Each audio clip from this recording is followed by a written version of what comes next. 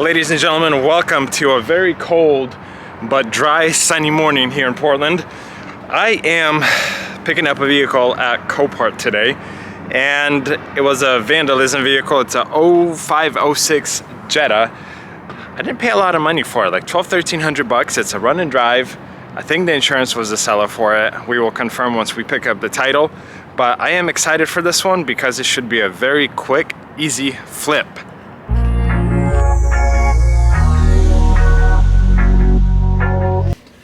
I am now at Copart. I just got the title. It's well, insurance was the seller. I was correct.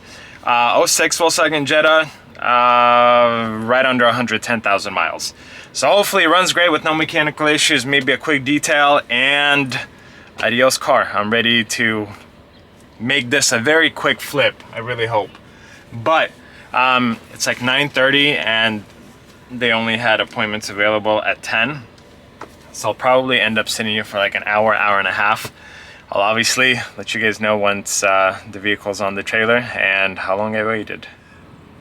But on a side note, I heard from a buddy who buys quite a few vehicles from Copart that you can no longer drive them off the yard. Now, I don't know how it was in your guys' states, but Oregon has always allowed vehicles to be driven off the yard, Copart yard. But I guess 2 or 3 weeks ago, Corporate came in. Oh, I apologize. I woke up super early. Corporate came in and basically said no vehicles can be driven off the lot. I don't know if that's the case with, dealers, if I have a dealer plate or whatnot, but today I have the trailer with me. I figured I'm not going to test that theory. Just grab it. No drama, no nothing. But by the looks of it, this is the second time in the last 3 weeks that I'm here where people are showing up with U-Haul dollies. So I'm assuming, one, they're public buyers, and two, that it's probably true. A little longer than a few minutes later. Okie dokie. About an hour later. Actually, it wasn't too terrible. Got the Jetta out. Got it loaded up, and we are heading out. I only use 2 straps because we're not going far and we're not gonna go fast. But just a quick glance at the Jetta. Obviously, if there's no mechanical issues, man, I scored. It looks nice, good color, seems like in decent condition. Tires look to be great. But I'll be at the lot in a few minutes and we'll do a full walk around then and I guess assess it, see if it starts, how well it runs, and see if this was a good purchase. And here is the Jetta. Let's take care of this. Oh wait, okay, maybe I should do it with 2 hands. But it seems like the car's been sitting for a while. I see a small imperfection here, but why I say that is because the green moss or whatever, like in places like this, it's pretty obvious, but tires look to be nearly new. Small imperfection here at the door, minor one here, some scuffs on the front bumper, that one. But again, it's a 2006 with nearly 110,000 miles. Like, whoop-de-doo. Something like this. But overall condition is actually really good. I think this is a pretty base model, cloth interior. See slightly sagging headliner. Maybe put some pins in it or whatnot. But again, the total was like $1,300 or something like that. Something really ridiculous and cheap. So let's check fluids, then I'll need to cut this off.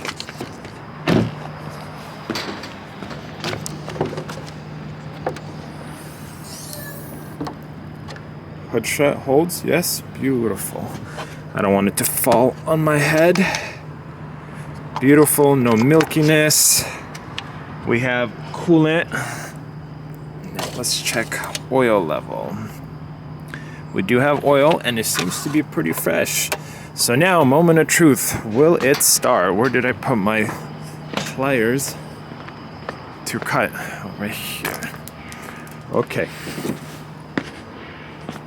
Let's cut it, see if it'll start on its own.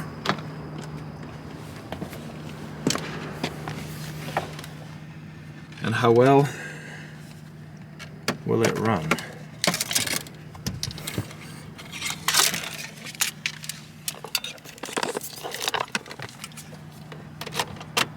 Dead. Okay, good thing I have a jump box. Let me throw that on there and try again. Okay, moment of truth.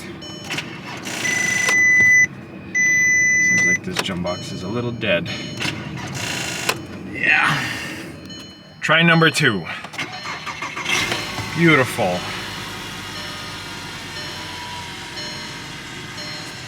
So I wouldn't expect to see any lights because the battery has been dead. But that steering light is a little questionable. That's brake light, that's not a big deal, typical Volkswagen thing.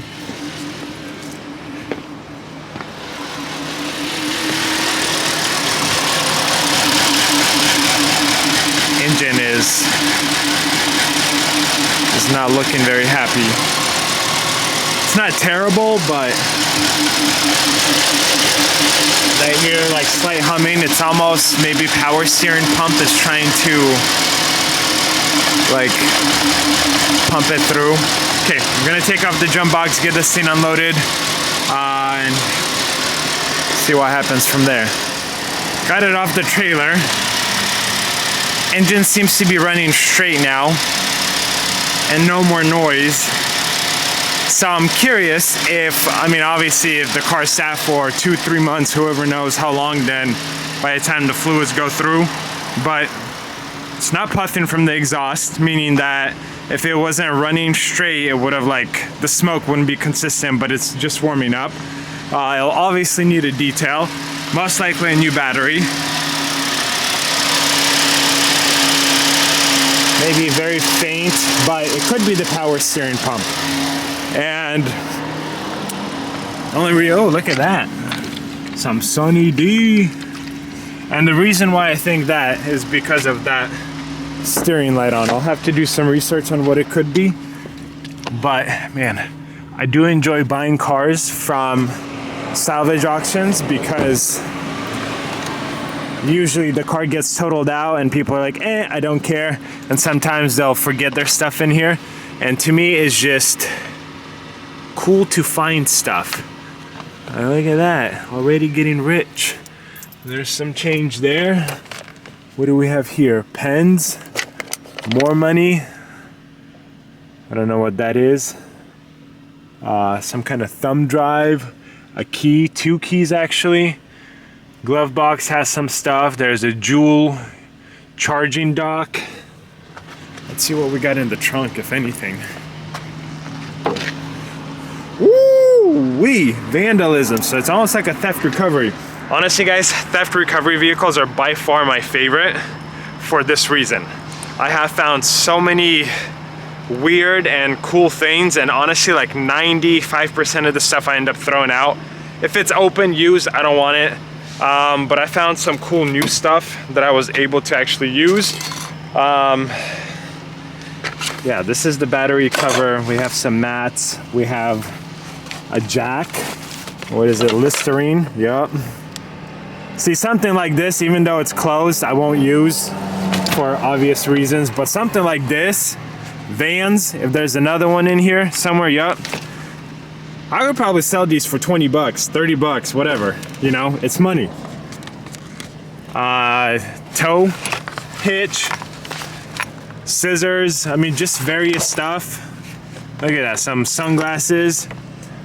Ooh, look at that. Yeah, I'm kind of excited to go through this. But I have to get on. Look at that. Even a dash cam, and it looks like it's new. So this is why I enjoy stuff like this. But I am going to close it up right now. I have to pick up 2 other vehicles, which will be in a different video. But I basically just have to keep things rolling today. I'm picking up 4 cars today. And yeah, I'll come back to this one just because I want to beat traffic and then, you know, do my work stuff. But very happy with it. I'm actually very excited to go through the trunk and interior stuff, see what else I will find in it. But yeah, overall condition is pretty good. Obviously, still need a detail, clean up.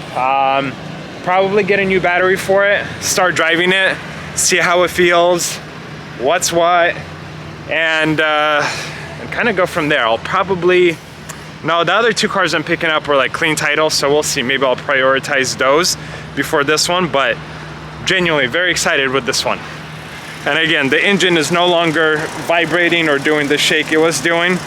And I very faintly hear the power steering pump, or I'm assuming it's the power steering pump. I'm just curious. I don't see a oh, it's right there. I see the reservoir. Ooh, that's not going to be fun. So it could be just low on fluid.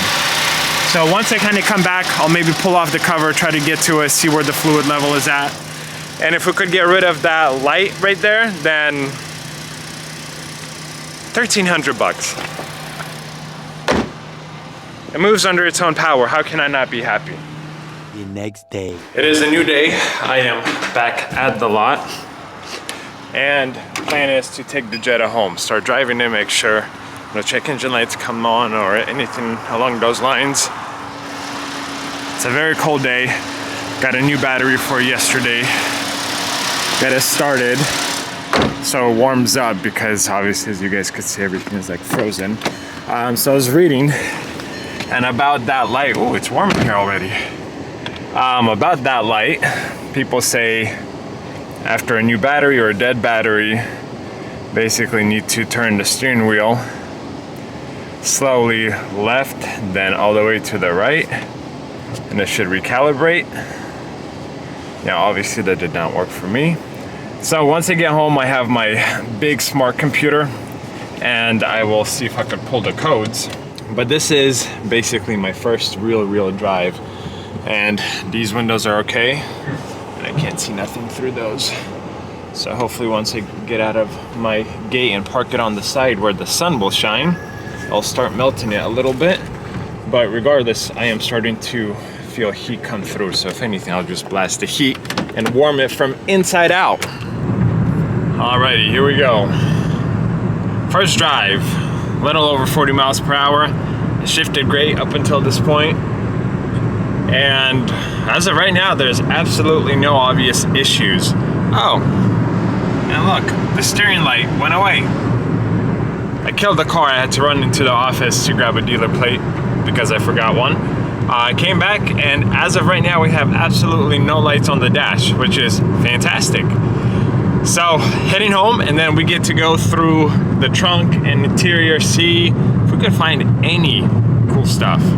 Okay guys, I got home and I had a crazy idea. Instead of going through the trunk right now and more or less like not really going into detail, I actually thought about a new style video. Let me make a separate video and completely go through the content of this vandalism theft recovery Jetta. So that's exactly actually what I'm going to do. So if you guys want to see what was in the trunk, make sure you subscribe and make sure you watch for that video. Find it on the channel. But as of right now, I am going to continue driving this car. I will get it detailed, cleaned up. Hopefully no issues come up. And I guess we'll find, or we'll see the verdict in a few days. Several days later. I am hoping that the Jetta is officially done. I replaced the PCV valve. Let me show you guys what that looks like. So this is the old unit. I had to break it to take it off, which is pretty common. Super gunky on the inside, but you guys see that? So the new unit doesn't have any rips. And this very well could be, I mean, obviously it gets pushed in, but it'll still suck up a little bit of air, and it sits like right here on the intake or the valve cover. I apologize. So with that replaced, I cleared the code and I drove it here from the lot. Hopefully this will be good. I will continue to drive it the next day or two, and once all the onboard computer tests are ready, I will list it for sale. How much I'm in it? Honestly, I don't remember. But for what it is, I didn't pay a lot of money for this car. I'm very happy with it. Mechanically, it runs really strong. Aside from, you know, the minor vacuum leak, but it's so minor it literally doesn't affect the driving. But again, if anything else comes up or if this doesn't fix the issue, then I will go deeper into figuring out what could be causing this problem. But I would say a very successful purchase. And I didn't show you guys what I found in the trunk. That will be in another video. And I think it's definitely worth subscribing to see that video. I really enjoyed it, but I want to know what you guys think of this video. And hope you guys see the video of all the stuff I found in this car in my other video. And if you did, let me know what you guys think of it. I appreciate you watching. I appreciate your support. Consider subscribing to the channel. Thank you for your time, and I'll see you guys in another video.